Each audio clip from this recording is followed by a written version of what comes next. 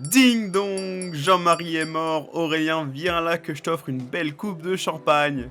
Ah putain, et voilà. Et voilà, ça fait quand même une semaine que je me concentre sur du jus de raisin, et pas du jus de raisin fermenté, hein, parce que je te vois arriver, et voilà, j'ai la meilleure nouvelle du siècle, je sais pas, mais en tout cas, pour le moment, elle est bien dans les top 3. Ouais, c'est vrai que bon, pour redémarrer l'année 2025, enfin une bonne nouvelle. Bon, ça fait plaisir quand même.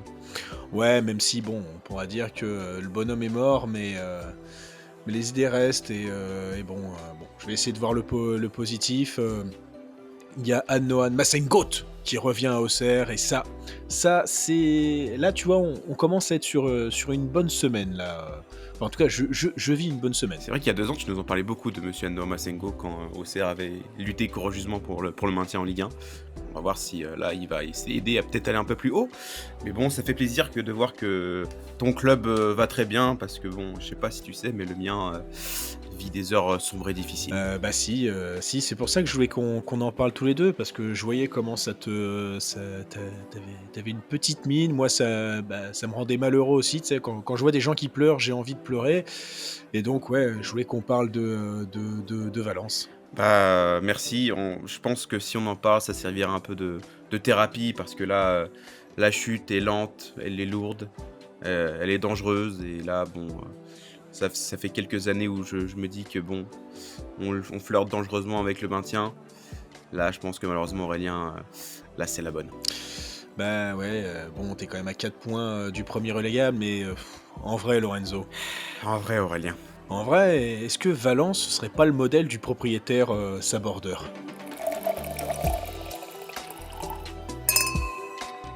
Ah, Aurélien, si tu savais le nombre de choses que j'ai envie de dire sur le propriétaire de Valence, a.k.a. Peter Lim, le Singapourien originel. Je pense que je me ferais virer de ce bar. Autant c'est pour te dire comment j'en ai gros sur la patate. Là, franchement, après, ça fait combien de temps qu'il est à Valence? Ça fait 10 ans. Là, on n'en peut plus Aurélien, on n'en peut plus. Ah, je vois ça, bah, en plus, puisque t'en parles, il y a l'air d'avoir une, sacrée cassure avec, les supporters parce que, bon, alors j'avoue que je regarde pas, souvent les matchs de Valence, mais, comme ça m'arrive de suivre des comptes qui, eux, suivent les matchs de Valence, je pense que ce sont des comptes, alors j'allais dire sadomasochistes, mais plutôt masochistes donc.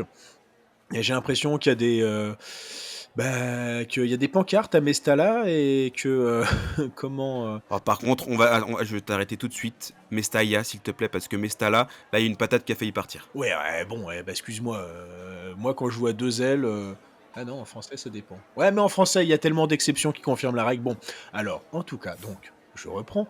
Quand je regarde, quand je vois ces comptes, il y a des pancartes à Mestalla, elles sont pas très, très gentilles, si je puis dire. Ah bah les pancartes Peter Limbeteya, ça fait 6 ans qu'on les voit quasiment à tous les matchs.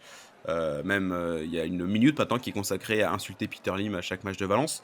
Donc autant te dire que là, ce n'est plus une fracture, c'est le détroit de Gibraltar entre, entre les supporters et Peter Lim. On n'en peut plus parce que bon. C'est l'équivalent du Big One, en Oui, Californie. oui, oui, hein, c'est ça, on peut dire ça, parce que bon, là, si on veut parler de la situation de Valence en Big 2025, bah, tu l'as dit, juste avant, tu quasiment dernier du championnat, tu si loin mais si proche, des premiers non relégables et bon, bah, moi, j'ai envie de te dire que c'est une situation que tu vois arriver depuis 6 ans et là, bah, on y est et bon, j'ai envie de te dire que malheureusement, il y a plus beaucoup d'espoir dans cette équipe. Ouais, enfin bon, tu parles de l'effectif, bon, il y a des gars pas trop mauvais, tu Hugo Duro, je trouve que enfin, il essaye de planter, tant bien que mal. Rafa Mir, quand il cogne pas sa femme ou il viole des femmes, je sais plus ce qu'il fait, ce qu'il a son Alors, actif lui. sache qu'Aurélien, qu'à partir du moment où c'est sorti sur Rafamir, il n'existe plus. Pour moi, Rafamir, je suis désolé, mais qui retourne à Séville bien vite, parce que là, on n'en veut pas dans cette équipe. On n'est pas Montpellier. Ouais, c'est bien ce qui me semblait et t'as quand même, Mamadardashvili. Eh, c'est quand même une belle trouvaille, le Géorgien. Bah oui, bah déjà Maradashvili, ça fait 2 ans que c'est le meilleur joueur, mais incontesté et de très très très très loin de cette équipe. Je pense que ça t'en dit beaucoup sur l'état de l'équipe, quand c'est ton gardien qui brille de mille le feu. Après bon, Bardashvili, c'est quand même un je pense que dans les années à venir, surtout que, bah, il va rejoindre Liverpool cet été, ce sera un des top gardiens européens si ça ne l'est déjà parce que bon, l'Euro qu'il a fait avec la Géorgie, c'était quand même, quelque chose d'assez impressionnant. Alors qu'ils bon, ils sortent en huitième. Donc bon, ouais, je veux bien il y a des individualités plutôt intéressantes, mais bon, quand je te dis qu'on file tout droit vers la D2, c'est parce que dans les grandes largeurs, on a un effectif de D2, on recrute en D2, notamment, le petit Dani Gomez là de Levante, il est pas allé on n'est pas allé bien loin pour aller le chercher. Même l'entraîneur qui est venu remplacer Baraja, il vient de D2 anglaise. Donc à partir de là, moi j'en peux plus Aurélien. Ouais, mais attends, tu sais très bien, l'entraîneur, comme disait Arrigo Sacchi, je savais pas que pour être un bon jockey, fallait avoir été un étalon dans une vie antérieure. Oui, d'accord, mais bon, quand on vient chercher un mec en D2 anglaise qui, bon, certes, faisait pas du mauvais travail à West Bromwich, mais n'était pas non plus bandant, on va dire. Bon, ça te dit l'état du club, parce que le pauvre Baraja, bon, l'année dernière, je sais pas comment on fait, on finit dans le top 10, surtout grâce à Mamardashvili, hein, qui avait peut-être les meilleures stats européennes, je crois, avec Donnarumma, peut-être sur Saïd notamment. Donc c'est grâce à lui qu'on fait top 10. Donc voilà, je sais pas comment on a fait. Parce que là, la descente aux enfers, elle dure depuis à peu près 2020. Parce que bon, 2019, c'est l'année où tout a basculé avec Marcelino, etc. Et on en reparlera sûrement. Mais bon, 2020, on est quand même arrivé, je ne sais comment, en huitième de finale de Ligue des Champions, juste avant le Covid, pour se faire éclater le cul par Atalanta en aller-retour. C'était terrible. Donc bon, la descente aux enfers. Et par le Covid aussi. Oui, c'est vrai que le match Valencia-Atalanta, c'était un des matchs qui a fait bien se propager le Covid. Donc voilà, au moins on a un petit palmarès ces dernières années. Un beau cluster. Oui, un giga cluster. Et en 2022, je sais pas comment non plus, on finit en finale de Copa où on perd au péno lamentablement contre le Betis.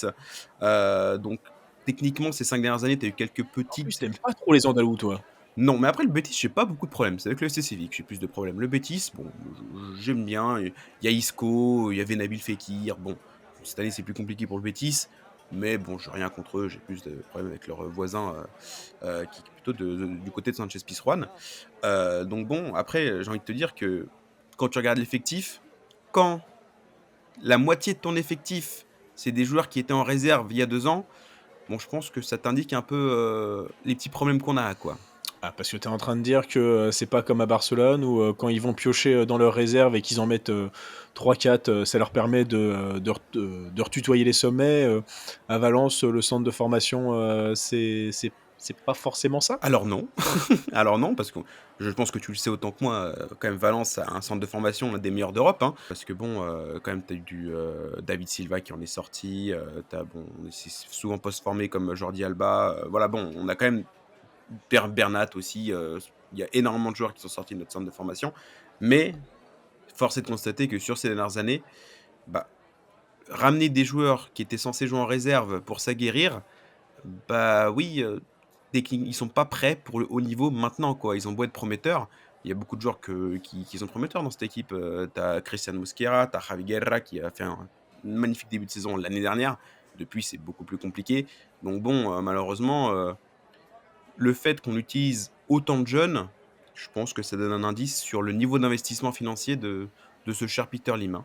Parce que là, tu es en train de me dire que même Mouktar Diakhaby et Maximiano, Cofrier, te manquent? Alors, bon, Diakaby, déjà, le pauvre, il s'était pété la jambe l'année dernière, je sais pas où il en est, mais voilà, donc gros respect à lui. Parce que bon, Mouktar, contre l'Atalanta, notamment en 2020, je l'ai insulté maintes fois.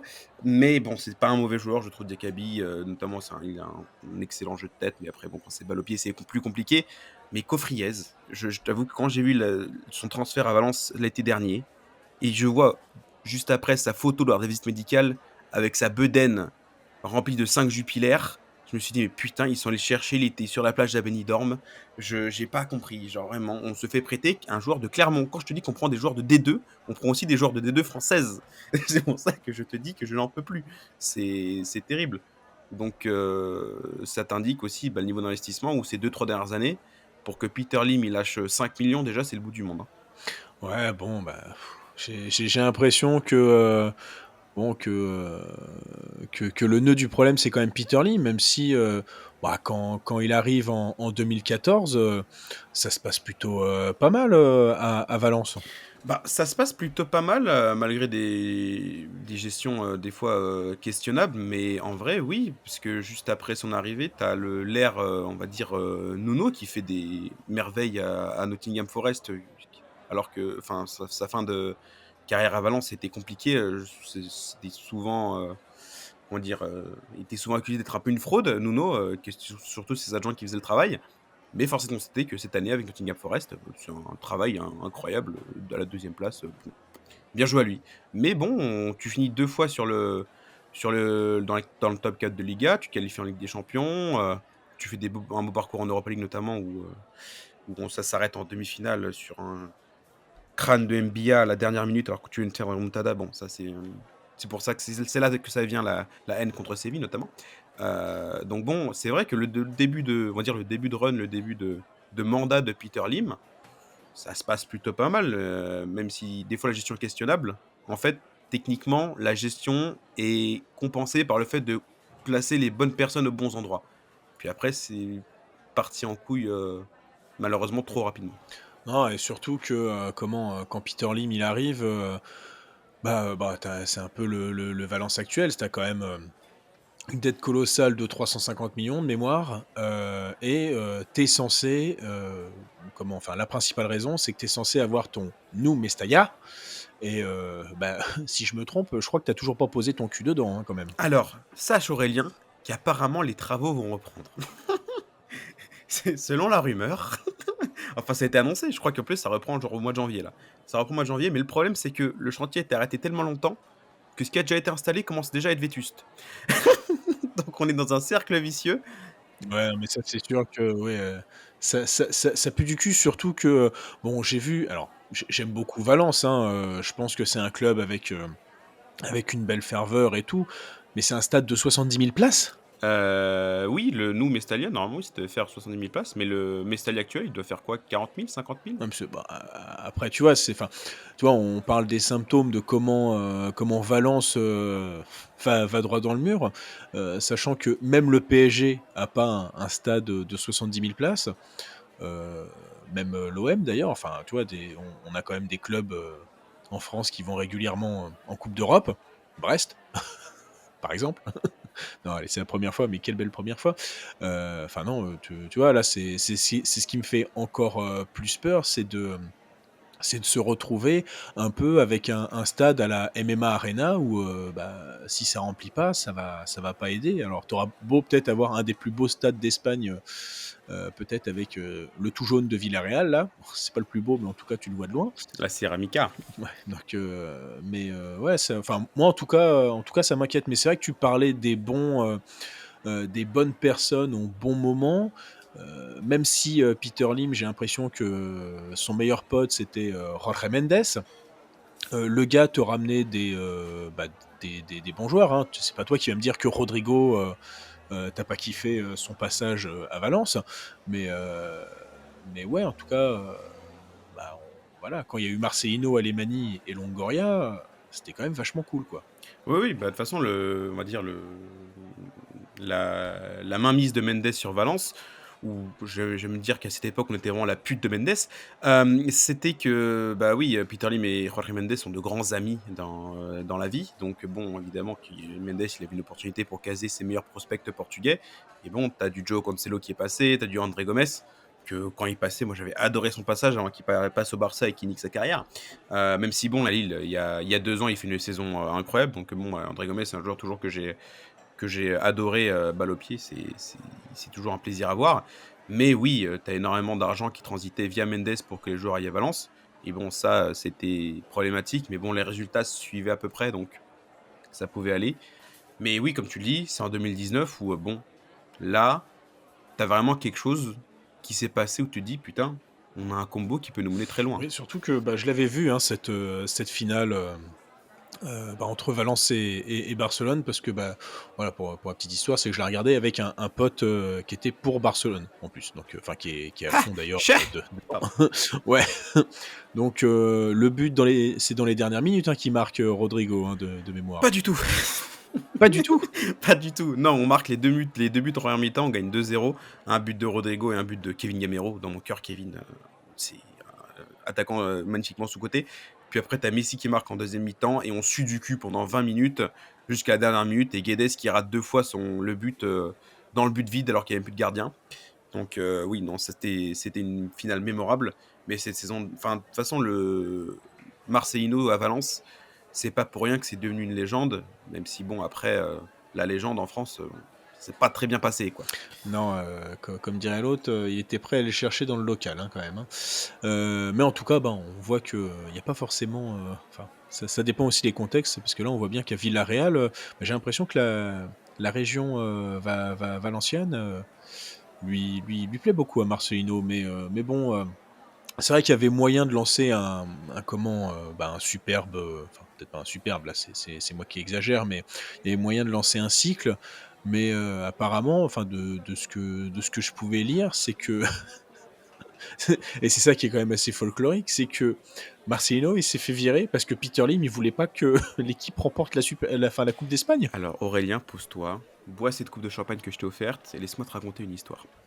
Je te raconte l'histoire de Peter Lim, qui était un sombre connard, et Anil Murti, qui était le président de Valence, du coup, à l'époque, qui lui aussi était un sombre connard, alcoolique, qui était plus connu à Valence, plus connu à Valence pour, ses virées nocturnes et ses verres en terrasse que pour ses compétences.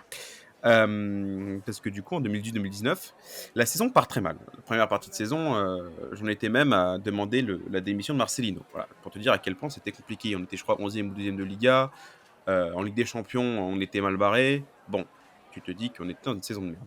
Donc, en janvier, il y a un match qui est pivot, qui est contre Elche, il me semble, où c'est Cristiano Piccini. Est-ce que tu te rappelles de Cristiano Piccini, Aurélien? Heu, Bah, il a pas joué à l'Atalanta d'ailleurs? Il me semble que si, mais voilà, Cristiano Piccini qui marque la dernière minute, voilà, dans un match où on faisait match nul et ça a lancé la fin de saison où, bah, on fait à la fin de la saison, on finit 4e en Liga, donc qualification Ligue des Champions.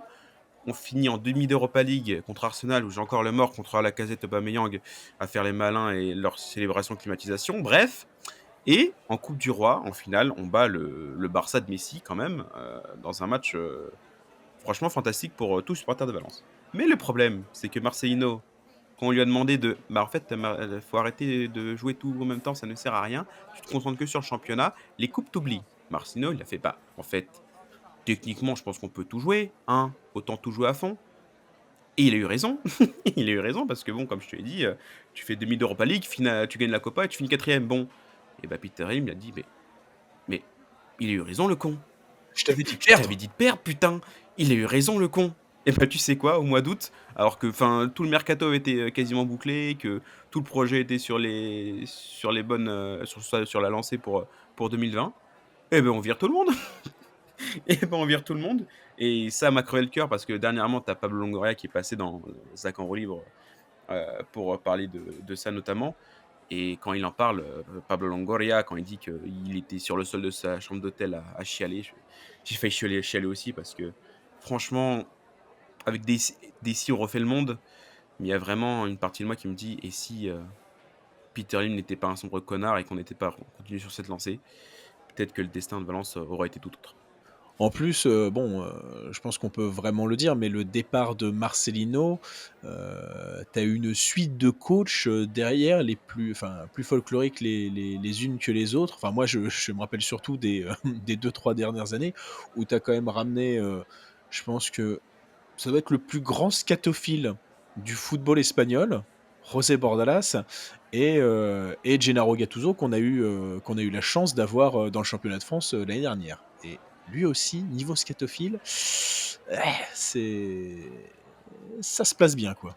Mais je vais te dire, c'est que le pire, c'est que Gattuso est vraiment un bien plus piètre entraîneur que Bordalas, parce que ça me fait chier de le dire, hein. C'est qu'avec Bordalas, on va en finale de Coupe du Roi. Alors c'est scatophilie du football et c'est vraiment du terrorisme footballistique au maximum. Mais avec nous, malheureusement, enfin heureusement ou malheureusement, il n'a pas fait une si terrible saison que ça. Donc bon, non, mais la succession des coachs après Marcelino, c'était de pire en pire. Albert Celades, on prend un mec qui était juste dans les équipes de jeunes d'Espagne. On prend Javi Gracia qui était nul. On prend Bordalas, Gattuso. On n'en peut plus. T'as juste l'année dernière Baraja qui est venu et qui a fait sauver un peu les meubles en vraiment en se focalisant sur les jeunes de Valence. Il avait créé quand même un esprit de groupe qui nous a permis de finir dans le top 10. Mais oui, tous les entraîneurs qui sont passés par ce club, c'est quand même chaud, quoi. Donc ouais, là, comme je te dis, on est parti prendre un entraîneur de D2 anglaise. Je sais pas où ça va nous mener, mais est-ce que le destin, finalement, c'est à force de recruter en D2, est-ce qu'on finirait pas en D2 finalement? Bah, là, en tout cas, enfin moi je serais à ta place, je commencerais à avoir, un peu peur. Bon, même si, ça permettra peut-être que comment, à à Gaïa d'aller dans un top club à 27-28 ans ou quelque chose comme ça. Parce que quand tu penses que des Ferran Torres ou des Carlos Soler, ils ont eu le droit de jouer, dans des top clubs européens, moi ça me fait un peu mal pour le petit Gaïa. Mais ouais, bon ça pue un peu. Heu, en fait, ce qui me fait peur actuellement pour Valence, c'est que, bon, tomber, en D2, bah, quand tu regardes, la Liga Adelante ou un truc comme ça, ou je crois, la Liga Smartbank de ce que je peux de là, si j'utilise un peu ma mémoire, heu, enfin, je vois, il y a un peu c'est un peu le cimetière, des éléphants. C'est qu'on retrouve des clubs comme Elche, comme Santander, enfin qu'on connaissait bien, hein, en comment, bah, en Liga. Mais là, quand je vois en plus des dettes, j'ai plus l'impression, bah, de voir Malaga, quoi. Et c'est con, bah, Malaga, bah, ils sont remontés en D2, mais l'année dernière, ils étaient descendus en troisième division, espagnole. Donc bon, à un moment, ça fout un peu la pétoche parce que, comment, vu qu'on parlait de Valence, bah, je me suis un peu intéressé à ton club, mais finalement, depuis sa création en 1919, bah, vous avez connu qu'une seule saison en Ligue 2 avant de, et pour finalement faire l'ascenseur. Et sinon, c'est 87 saisons passées en Liga. Donc bon, je comprends ta douleur, moi. Ah, merci de comprendre ma douleur, Aurélien, et merci d'être là pour cette thérapie. Parce que bon, tu sais très bien que quand ton club de cœur va mal, il faut en parler. Et je suis très heureux d'en parler avec toi dans ce bar, parce que oui, là, j'ai très peur qu'on finisse comme Malaga, comme le Deportivo La Corogne, comme ces clubs-là qui ont fait l'histoire du championnat espagnol et qui sont maintenant un peu tombés dans l'oubli, même s'ils essayent de remonter. Parce que bon, Valence, quand même, c'est peut-être le quatrième club espagnol dans l'histoire, derrière le Real, le Barça et l'Atlético. Certains me diront Séville, mais bon, vas-y, ils savaient gagner qu'une compétition, donc ça ne compte pas. Enfin bref. Ça compte pas d'être cheaté en Europa League. Voilà, exactement. Nous aussi, on en a gagné une, et était contre Marseille en plus en 2004. Donc bon, nous, on n'en fait pas tout à plat. Voilà, donc Grâce à Mishta. Mishta, c'est pas Michou. Dis Mishta. Ouais, moi, ça me semblait bien, Mishta. C'est pas une michto, enfin bref. Mais oui, j'ai très peur, même si bon, moi, le dernier match qu'on a eu, bon là, en Coupe du Roi contre le LNC, on a gagné, mais ça compte pas, c'est quand même un club de D2, je crois même en D3 maintenant. Le match contre le Real Madrid, bon certes, on perd à la fin parce qu'on reste Valence, mais bon, la première mi-temps que tu fais de très bonne qualité face, bah, à la meilleure équipe du championnat quand même, avec le Barça Atlético, puis après bon, tu rattrapé par un match folklorique où, Vinicius se prend un rouge, où, on se fait égaliser, et que après tu Bellingham qui marque le 2e à la dernière minute, sur une erreur de Hugo Guillamon, quand on parle de joueurs formés au club qui sont arrivés bien trop vite. Lui, je sais toujours pas comment il a réussi à avoir des sélections en équipe d'Espagne, enfin bref. Donc bon, tu te dis qu'il y a peut-être un petit espoir pour se maintenir, parce que si tu compares avec les autres clubs espagnols, qui luttent pour le maintien, tu te dis que, bah, tu l'avais dit, plus tôt, Hugo Duro, c'est quand même un attaquant de bonne qualité. Tu as Pepe Lou aussi, c'est un bon milieu de terrain qui lui aussi a été appelé en équipe d'Espagne, donc c'est pas pour rien. Voilà, et puis tu les petits jeunes, Fran Pérez, Diego Lopez, qui sont certes venus très tôt, mais qui ont des qualités aussi. Bon, tu te dis, et Mamardashvili, s'il peut nous sauver du maintien avant qu'il parte à Liverpool, on dit pas non. Donc j'ai l'impression que cette équipe y croit plus trop. C'est pour ça que Baraja a été viré, parce que bon, l'année dernière, l'effet, Pipo a marché, mais cette année, ça a pas du tout marché. Tu te dis que s'il y a des clubs qui arrivent à être plus nuls que nous, il y a moyen. Mais ça s'arrête là, quoi, les espoirs. Ouais, surtout que tu parles de ce match contre le Real Madrid, tu à une frappe, sur le poteau de Et quelle frappe, et putain! quelle frappe, bon sang, hein, ça, c'est sûr, je les ai vus les images, même, même Da Fonseca, il a failli croire au but. Donc voilà. Et bon, tu vois, même si, bon, tu connais mon avis, hein, c'est que, bah, oui, Valence, ça fait partie des historiques, surtout que, bah, moi, où tu aimes rappeler mon vieil âge, voilà, il y a des joueurs, pour moi, quand je pense à Valence, il y a des joueurs mythiques qui me passent en tête, qui me traversent l'esprit surtout. Le premier, je pense que c'est, enfin, j'hésite entre les 2. C'est que, pour moi, il y a aussi bien, Santiago Canizares, mais là, c'est plutôt, c'est plutôt à cause de sa blessure la plus conne du monde, s'éclater le tendon d'Achille avec une bouteille de parfum et sa coupe, peroxydée, et surtout Gasca Mendetta. Alors, franchement, tu vois, tu me critiques, tu me dis que je suis pas, hispanophile, je sais pas si c'est vrai ou si c'est faux, en tout cas moi je je plaiderai toujours, la folie, devant un avocat, enfin devant un juge, mais toujours est-il que moi je me rappelle de son but. En plus, c'est un des buts, enfin, c'est le type de but que j'adore le plus. C'est-à-dire que quand tu tires un corner au niveau de l'entrée de la surface de réparation et que le mec, il t'arme une volée à l'entrée et qui, va directement dans les buts, enfin voilà. Heu, Gasca Mendieta, tu vois, c'est un joueur, même si, bah, après Valence, il a été bof à la Lazio, il a été moyen bon, à Middlesbrough. Je l'ai bien aimé, et même si j'avais un peu le seum en 2004, faut pas se mentir, hein, tu avais quand même 2 clubs français en finale de coupe d'Europe, tu avais Monaco, tu avais Marseille, et finalement on se retrouve, Fanny sous le baby. Heu, Bah, mine de rien, elle était belle cette équipe, de Valence, et ça lui faisait un trophée, sachant qu'elle était quand même arrivée, 2 fois en finale, de Champions League, et bah, sans la gagner. Oui, oui, merci de me rappeler ces souvenirs douloureux aussi, même si bon, j'avais 2 ans et 3 ans, bon, je me rappelle pas de mes propres yeux, mais oui, bon, autant la finale contre Real, le Real, bon, on prend 3-0, ciao bonsoir. Autant la finale contre le Bayern, on domine tout le match et on perd au penalty, Oliver Kahn, mais je te déteste, mais tu es une force, terrible. Donc bon, malheureusement, Dis pas trop ça, parce qu'il va arriver en France en rachetant Bordeaux et il va te claquer la gueule, hein. je m'en fous. Oliver Kahn, tu nous emmerdes. Non, je ne peux je ne puis te pardonner, là-dessus, mais bon, j'espère que mon club, s'il descend des 2, j'espère pas dans l'oubli. J'espère que, bah, comme toi, les gens se souviendront quand même d'un club qui a fait du bien à l'Espagne, qui a été, quand même un des clubs, majeurs du début des années 2000, qui a eu des bonnes périodes, toujours qualifié en Ligue des Champions, quasiment, sur la fin des années 2000, une bonne belle période en 2018 et 2019 avec, Marcelino, Longoria et Alemany, et bon, dans 20-30 ans, j'espère que le football quand même se souviendra de mon club de cœur, parce que bon, même si ça fait mal, moi je m'en souviendrai.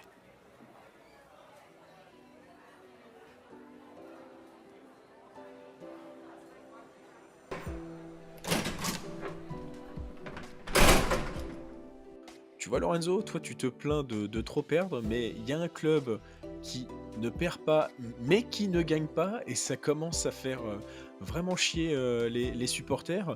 Je crois que Thiago Motta, même s'il faut trust the process, là actuellement, les Juventini, ils sont un peu chafouins.